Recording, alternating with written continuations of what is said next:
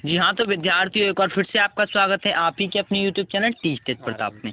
आज हमें देखेंगे हमारे आसपास के पदार्थ। हमने एक पहली वीडियो इस चैप्टर पर मैं डाल चुका हूँ जिसमें हमने अध्याय के अंतर्गत जो प्रश्न थे जो कि हम पढ़ चुके थे। हमारे आसपास का पदार्थ 1.1 से लेकर 1.2 तक हमने पूरा पढ़ लिया था। आज हम 1.3 यानी आपकी जो हेडिंग्स होती है 1.3 हेडिंग है पदार्थ की अवस्थाएं, उसको आज हमें देखेंगे। तो उस अवस्था को देखने के लिए हम उसके लिए लाए हैं मोस्ट इम्पोर्टेंट नोट्स। तो उसमें हम उसको समझेंगे, उसके साथ में आपको भूमिका बता दूंगा, उसकी आप टेंशन ना लें।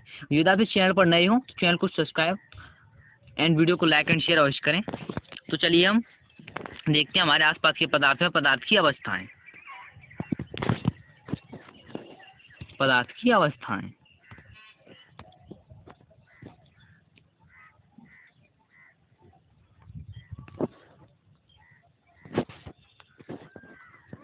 पदार्थ की अवस्थाएं, इसको मैं थोड़ा छोटा कर लेता हूँ, ये अधिक बड़ा है।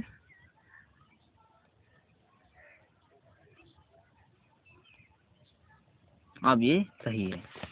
तो देखते हैं हम हमारे आसपास की पदार्थ। तो हमने जो कल नोट्स देखे थे तो हम क्या क्या देख चुके थे, उसको हम आज रिवाइज भी मार सकते हैं, लेकिन हम उसको बाद में देखेंगे। सबसे पहले हमने कहाँ तक देखे थे कल? हमने देखे थे यहाँ तक।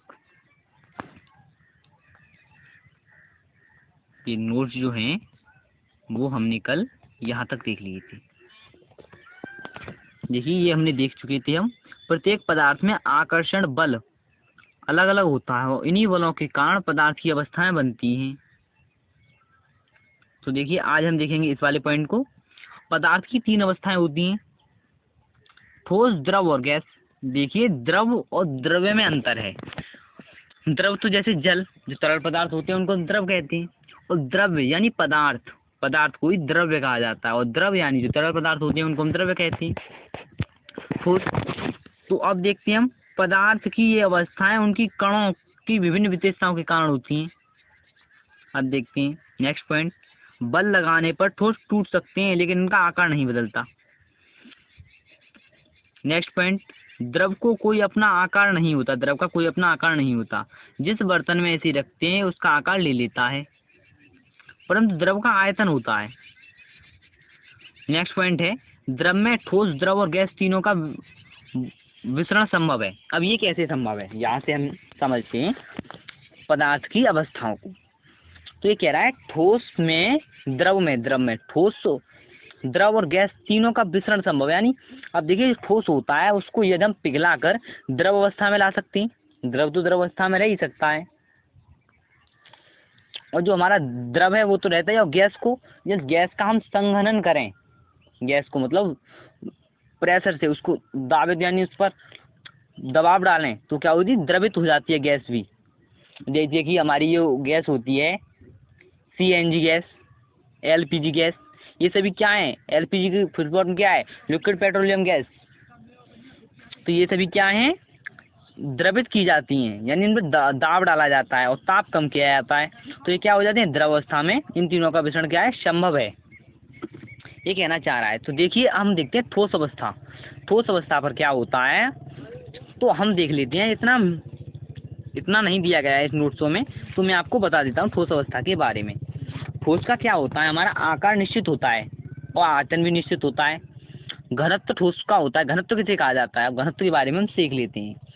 जो पदार्थ के कण होते हैं वो इतने पास पास होते हैं, इतने पास पास, वही घनत्व कहा जाता है। कितने इसमें घनत्व है, कितनी घनत्व, मतलब घन का मतलब घन, बस पास होना, इतने पास होंगे उतना ही।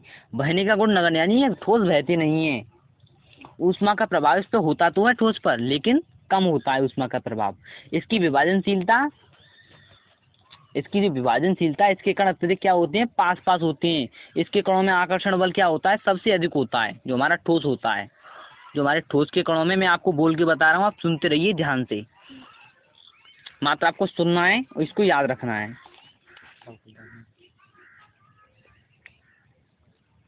और इसमें संपीड़ितता क्या होती है, देखिए संपीड़ितता किसे कहते हैं, जो हमारी संपीड़ितता होती है इसका हम एक क्रियाकलाप द्वारा समझ सकते हैं संपीड़ितता क्या कहलाती है।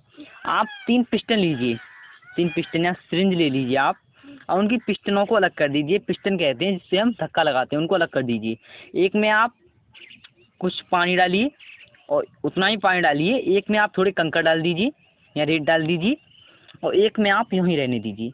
अब उनको उनके आकार का जो मुंह होता है उसे कार्क से या अपने हाथ से उसे बंद कीजिए। अब आप ठोस में पिस्टन लगाकर उसे दबाने का प्रयास कीजिए। वो क्या दबता है? नहीं दबता, लेकिन दबता है वो, लेकिन हमें वो दिखता नहीं है। वो अधिक नहीं दबता, सबसे कम दबता है। इसमें उसमें संपीड़ितता क्या होती है? नगण्य होती है। अब द्रव, जब आप द्रव को दबाएंगे तो वो भी दबेगा, लेकिन ठोस की अपेक्षा जो हमारा द्रव होता है वो कम दबता है। अब करते हैं हम बात गैस की। तो गैस क्या होती है? वो बहुत दब जाती है। इसमें संपीड़ितता क्या होती है?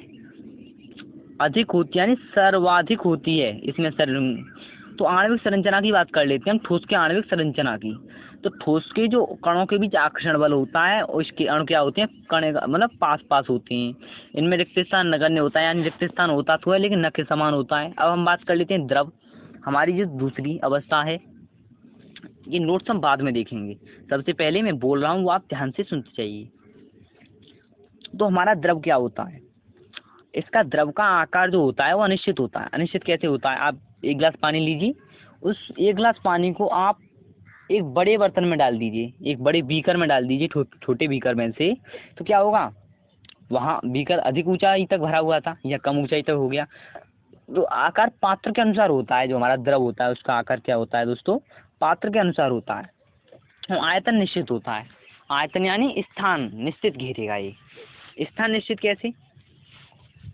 अब कुछ लोग कहते हैं कि हमने छोटे बीकर में रखा तो उसकी ऊंचाई अधिक थी और बड़े बीकर में रखा तो उसकी ऊंचाई कम थी। तो इसका आकार मतलब स्थान कैसे निश्चित होता है? इसका आयतन निश्चित।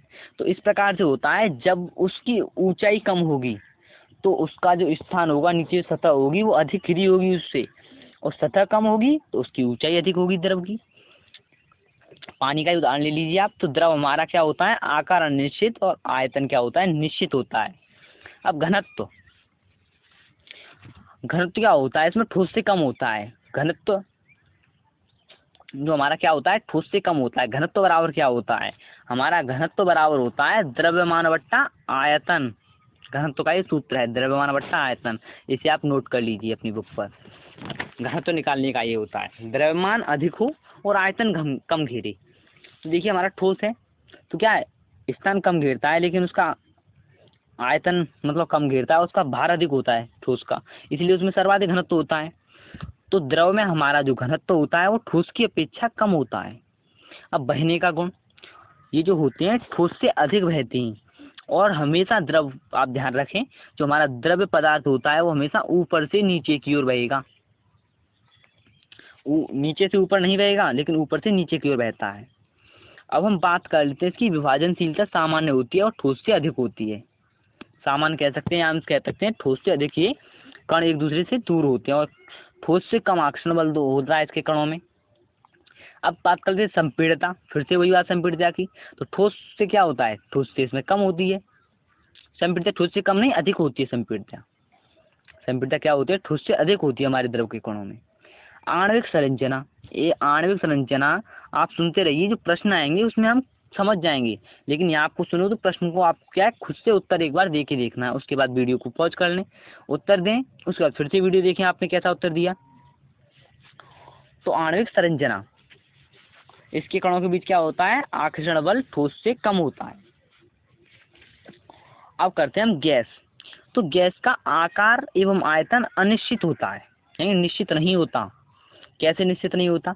आप गैस ले लीजिए, आप गैस का उदाहरण, आप एक अगरबत्ती को जला दीजिए, उसमें से जो गैस के कण निकलेंगे वो क्या होगा? इतना आकार घेरते जाएंगे, वो बहुत अधिक आकार घेर लेते हैं उसके कण। तो क्या तभी तो हम छोटी सी अगरबत्ती से, हमारा कमरा होता है, कमरे में लगाएंगे आप तो पूरे कमरे में सुगंध फैल जाती है, मात्र छोटी सी मोमबत्ती की धुएं से। क्या होता है? उसने आकार भी अधिक घेरा, उसका आयतन भी, आयतन निश्चित नहीं होता है, उसका आयतन भी बड़ा रहता है। अब गैस के गुण, जो हमारी गैस है पदार्थीय अवस्था, इसके गुण देख लेते हैं। तो इसमें घनत्व क्या होता है? सर्वाधिक कम होता है, सबसे कम होता है। जो हमारा गैस में घनत्व होता है वो सबसे कम होता है। अब घनत्व कैसे, इसके कण बहुत अधिक दूर दूर होते हैं। बहने का गुण सर्वाधिक होता है और द्रव से बहुत अधिक होता है, या ये कह सकते हैं हम। ऊष्मा का प्रभाव इस पर देख लेते हैं। द्रव से अधिक ऊष्मा का प्रभाव होता है इस पर। विभाजनशीलता, इसके कण दूर दूर होते हैं और इसके कणों में विभाजनशीलता क्या होती है, सर्वाधिक होती है, तो विभाजित हो जाते हैं इसके कण। देखिए विभाजनशीलता का आपको समझा देता हूँ, विभाजनशीलता आखिर है क्या। तो यदि आप ठोस को देख लें, ठोस को, तो ठोस क्या करता है हमारा, ठोस जो होता है उसको यदि आप अपने दोनों हाथों से कील ले लीजिए ठोस की उसको तोड़ने का प्रयास कीजिए, तो क्या वो टूट पाएगी, नहीं टूट पाएगी। और जब आप पानी में यदि अपना घूंसा मारते हैं या हाथ मारते हैं, तो वो क्या है, पानी के कण आपके हाथ के लिए अपना स्थान छोड़ देते हैं, लेकिन आप उसमें आपको ताकत लगानी पड़ेगी पानी में। और जब आप खाली स्थान में मारते हैं, वहाँ भी गैसें हैं, वातावरण की, वायुमंडल हमारा गैसों से ही भरा पड़ा है, तो जब आप वहाँ मारते हैं तो क्या होता है, बल तो लगता है लेकिन अधिक बल नहीं लगता है। वहाँ क्या होता है, विभाजनशीलता सर्वाधिक होती है। और संपीड़ितता देख लेते हैं गैस में संपीड़ितता क्या होती है, सर्वाधिक होती है। आणविक संरचना, इसके कण दूर दूर होते हैं और कणों के बीच रिक्त स्थान सर्वाधिक होता है। तथा आकर्षण बल क्या होता है दोस्तों, गैस में आकर्षण बल सबसे कम होता है। अब पदार्थ की अवस्थाएं, भौतिक अवस्थाओं के आधार पर पदार्थ की 3 अवस्थाएं, ठोस, द्रव, गैस, ये हम देख चुके हैं। अब देखिए हम ये बात देख चुके हैं ठोस और द्रव में। अब हम अपने नोट्सों को देख लेते हैं, हमारे नोट्स क्या कहते हैं। आपको सारी चीजें मैंने समझा चुका हूँ, अब मात्र आपको क्या देखना है, नोट्स जो है नोट हो रहे हैं उनको अपनी कॉपी पर नोट करते जाइए। पदार्थ की क्या 3 अवस्थाएं होती हैं। पदार्थ की ये अवस्थाएं इनके कणों की विभिन्न विशेषताओं के कारण होती हैं। बल लगने पर ठोस टूट सकता है लेकिन आकार नहीं बदलता। ठोस का होता है जैसे आप बल लगाते हैं तो टूट के बिखर तो जाएंगे आप कणों में, लेकिन जो उसका आकार है, यानी आपने दबाव डाला तो पिचक के आकार उसका खराब हो गया, नहीं टूट जाएगा लेकिन आकार नहीं बदलेगा हमारे ठोस का। द्रव का अपना कोई आकार नहीं होता, इसे जिस बर्तन में रखते हैं उसी का आकार ले लेता है, परंतु द्रव का क्या होता है, आयतन होता है। द्रव में ठोस, द्रव और गैस को तीनों का मिश्रण संभव है। नेक्स्ट पॉइंट, ठोस की अपेक्षा द्रवों में विसरण की दर अधिक होती है। ठोस की अपेक्षा द्रवों में विसरण की दर क्या होती है, अधिक होती है। यही कारण है कि द्रव अवस्था में पदार्थ के कण स्वतंत्र रूप से गत करते हैं और ठोस की अपेक्षा द्रव के कणों में रिक्त स्थान भी अधिक होता है। जो मैं आपको एक एक करके समझा चुका हूँ वो यहाँ शॉर्टकट में लिखा है क्योंकि नोट्स हैं।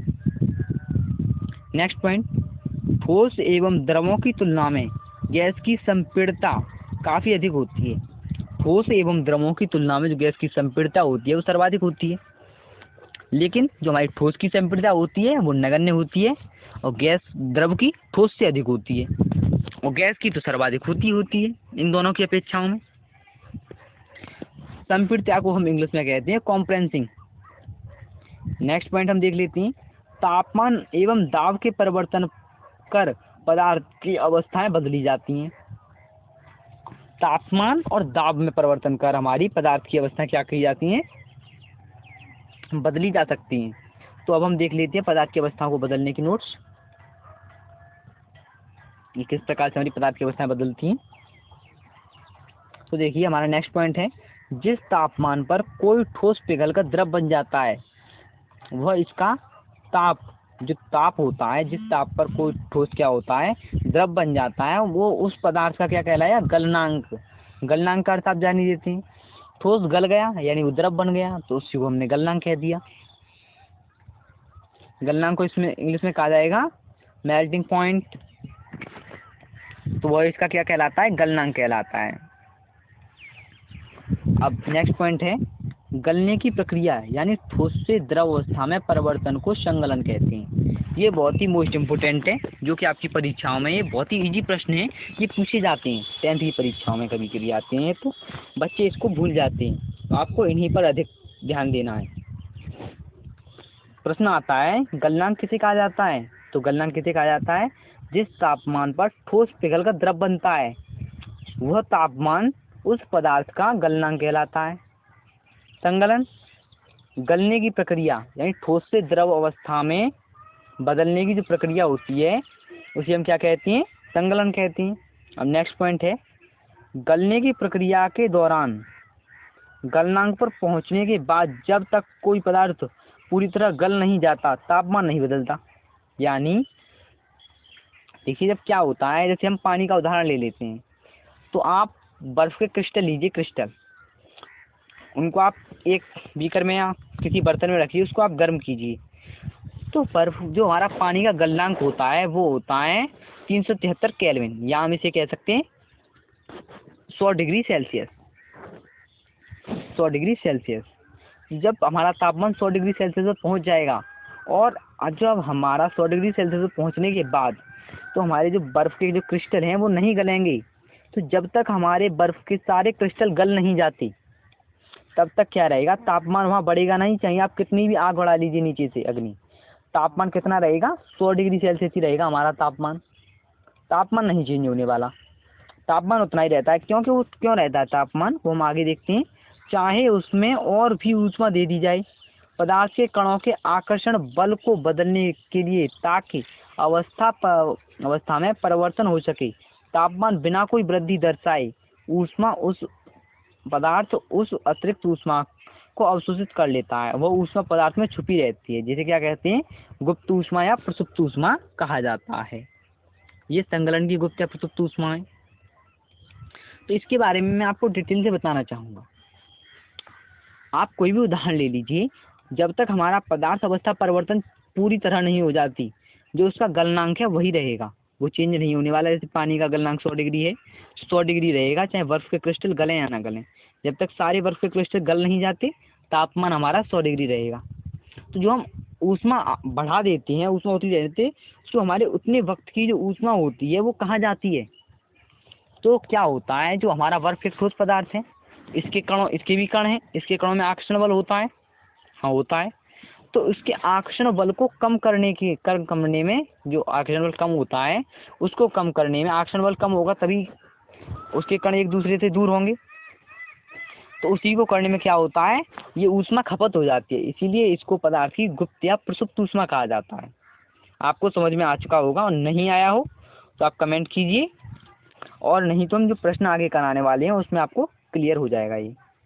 अब देखिए ये क्या है, नोट सभी बहुत हैं, टेंशन ना लें आप। संगलन की प्रसुप्त ऊष्मा, वायुमंडल दाब पर 1 kg ठोस को उसके गलनांक पर द्रव में बदलने के लिए जितनी ऊष्मीय ऊर्जा की आवश्यकता होती है उसे संगलन की प्रसुप्त ऊष्मा कहती हैं। वो क्या थी, वो तो गुप्त ऊष्मा थी, वो गुप्त प्रसुप्त ऊष्मा कैसे कहा जाता है। अब जो वायुमंडलीय दाब, ये ताप की बात नहीं कर रहा है, आप कहीं भी कोई सामान रख लीजिए तो उस पर वायुमंडलीय दाब तो समान ही पड़ता है, चाहे चौड़े में रख लीजिए, चाहे अंदर रख लीजिए, कहीं भी रख लीजिए। तो क्या कह रहा है, वायुमंडलीय दाब पर आप ऐसी जगह ना रखें जहाँ वायुमंडलीय दाब ना पड़े। वायुमंडल दाब वैसे हर जगह पड़ता है, तो आप कहीं भी रख सकते हैं। तो ये बता रहा है फिर भी आपको, वायुमंडलीय दाब पर 1 kg ठोस को उसके गलनांक पर द्रव में बदलने के लिए जितनी ऊष्मा की आवश्यकता होती है उसे संगलन की प्रसुप्त ऊष्मा कहती हैं। संगलन की प्रसुप्त या गुप्त ऊष्मा बात एक ही है। कह रहा है द्रव में बदलने के लिए इतनी ऊष्मा की आवश्यकता होती है, तो ऊष्मा हमारी काउंट भी होती है, जिसको हम आगे जाके फिजिक्स में देखेंगे ऊष्मा काउंट कैसे की जाती है, इसकी इकाई क्या है। तो अब देखिए ये मेन पॉइंट है, उसके बाद हम आगे देखेंगे अपना, उसके बाद प्रश्न देखेंगे। नेक्स्ट पॉइंट है, वायुमंडलीय दाब पर वह तापमान जिस पर द्रव उबलने लगता है उस तापमान को पदार्थ का क्वथनांक कहते हैं। जल का क्वथनांक 100 डिग्री या 373 है। अब ये क्वथनांक क्या होता है, द्रव से, वो तो गलनांक था, द्रव से गैस में परिवर्तन होने के लिए जो तापमान लगता है उसे हम क्या कहते हैं, उबलने या द्रव से गैस में परिवर्तन करने के लिए जो तापमान लगता है उसे हम पदार्थ का क्वथनांक कहा जाता है, क्वथनांक। तो जल का क्वथनांक क्या है, 100 डिग्री सेल्सियस 373 की, यानी केल्विन। तो अब मैं आपको सिखाता हूँ केल्विन से 3 सेल्सियस में चेंज करना। आपको यदि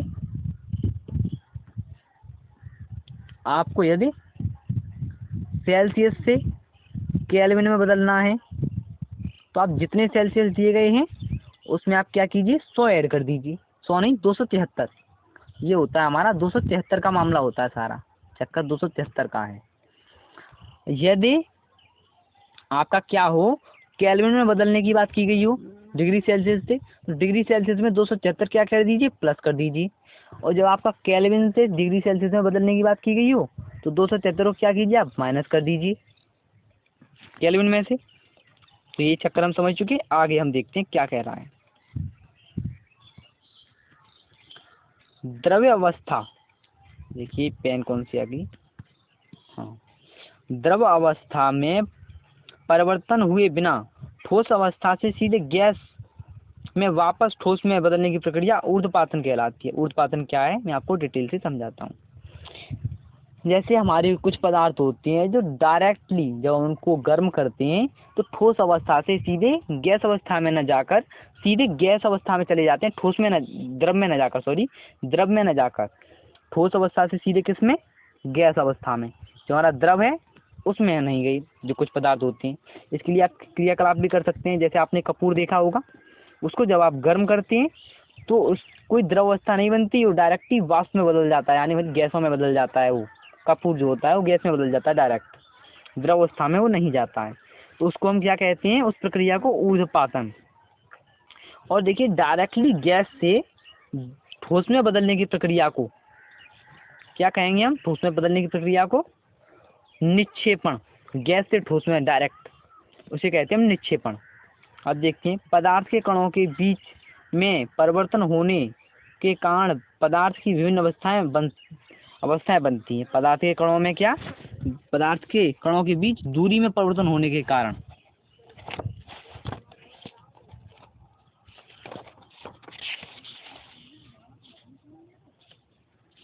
तो देखिए पदार्थ के कणों में दूरी कैसी, जो हमारा ठोस होता है उसके कण अत्यधिक पास पास होते हैं, और द्रव क्या होता है, उसके कण दूर दूर, गैस उसके कण और दूर दूर।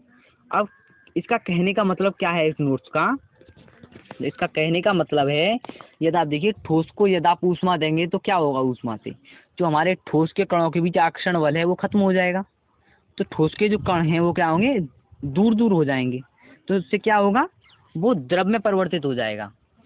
और फिर आप द्रव को भी ऊष्मा देते हैं तो द्रव के कणों में जो आकर्षण बल होता है वो कम हो जाता है। तो क्या होता है, वो गैस बन जाती है। तो उसके कणों में आकर्षण बल रहता ही नहीं है, रहता है तो बहुत नगण्य ना के समान रहता है। तो इधर उधर अभी तो गैस रहती है।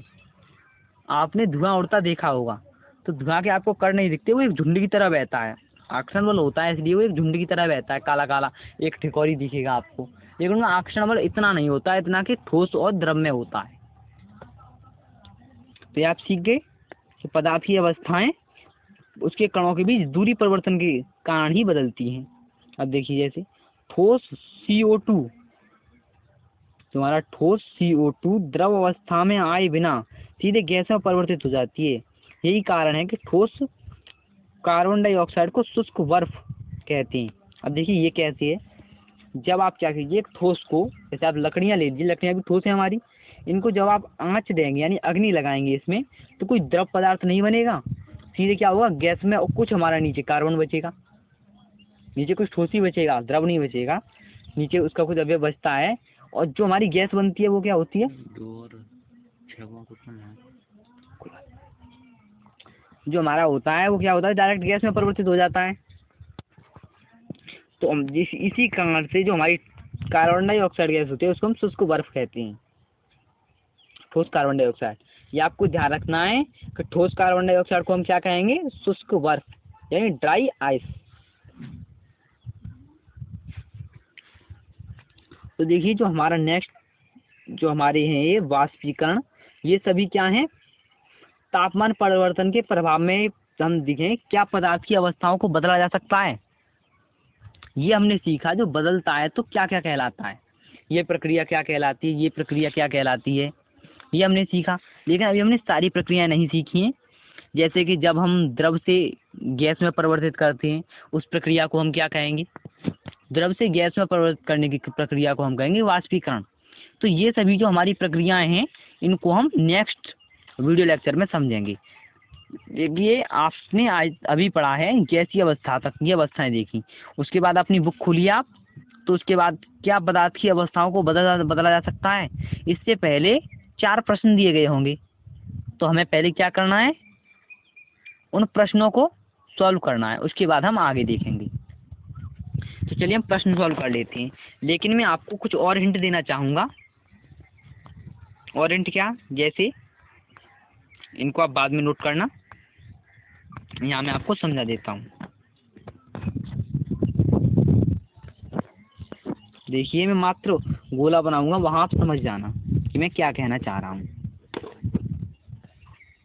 देखिए ये हमारा क्या है, द्रव है।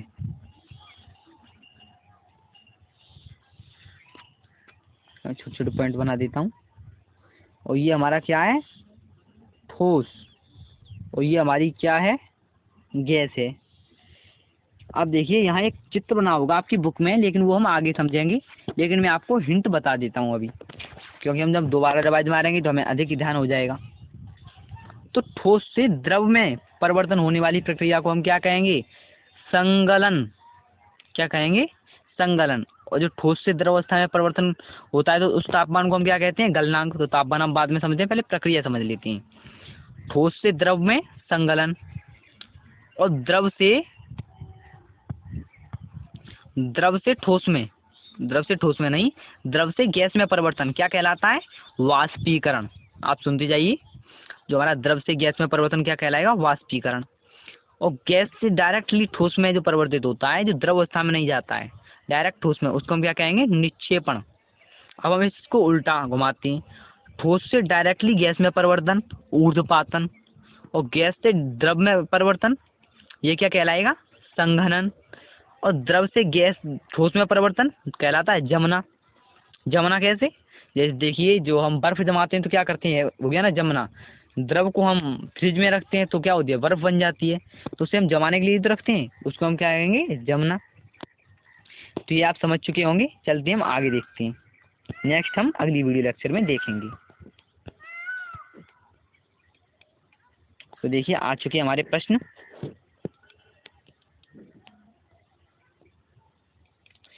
क्वेश्चन नंबर 1 है, कॉपी कैसे होता है, नहीं है, नहीं।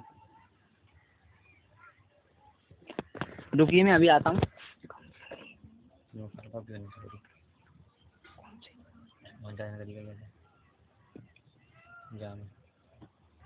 तो बस सेव तो कर ले, सेव बनी हो क्या,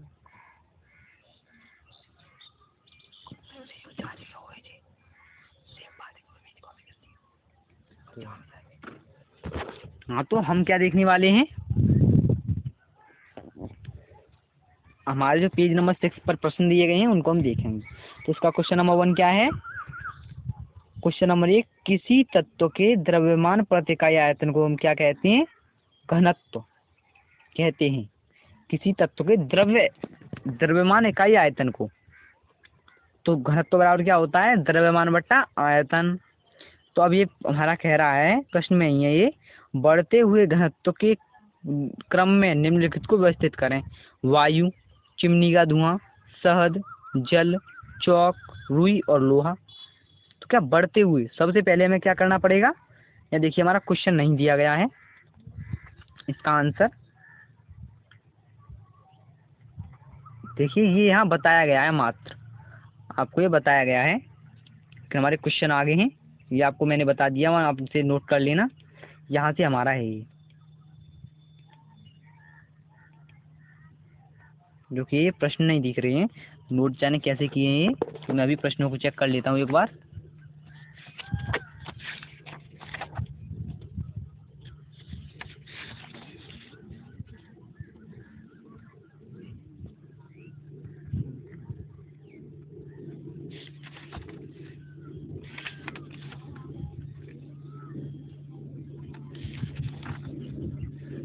तो रुकिए, अभी यह प्रश्न आएंगे।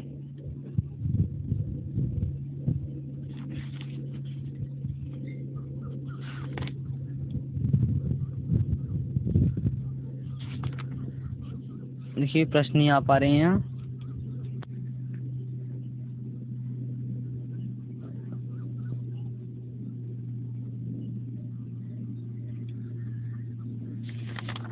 इसमें प्रश्न दिए हैं क्या?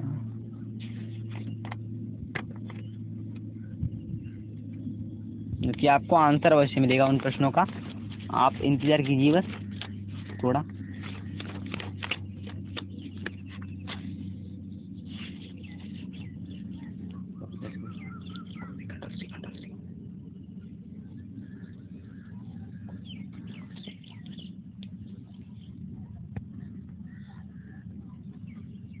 रुकिए, मैं वहीं वापस होता हूँ बैक।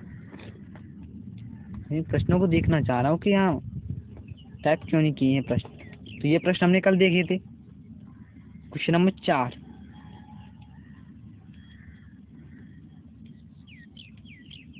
ये फिर से हमारा प्रश्न 4 दे दिया गया है यहाँ।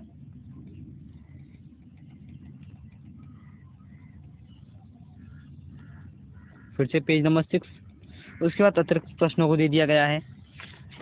तो हम पेज नंबर 6 के, तो मैं बोल रहा हूँ आप नोट कर लेना। उसके बाद में क्या दिक्कत हुई है वो मैं आपको बता दूंगा। देखिए, तो अभी तो हमने नोट समझे हैं, लेकिन इसका जो हमारे प्रश्न है प्रश्नोत्तर, उसको मैं अभी लाता हूँ। तो आज हम वीडियो यहीं एंड करते हैं। हम नेक्स्ट वीडियो में प्रश्न आपको समझा दूंगा मैं, आप उसकी टेंशन ना लें। नेक्स्ट वीडियो जो होगी उसमें मैं आपको प्रश्न बताऊंगा। इसमें जो हमने नोट सीखे उनको आप ध्यान रखना। दोस्तों, यदि वीडियो अच्छी लगी हो तो वीडियो को लाइक एंड शेयर अवश्य करें और अपने चैनल टी स्टेज प्रताप को सब्सक्राइब करना ना भूलें। Thanks for watching this video. Have a nice day. Bye bye.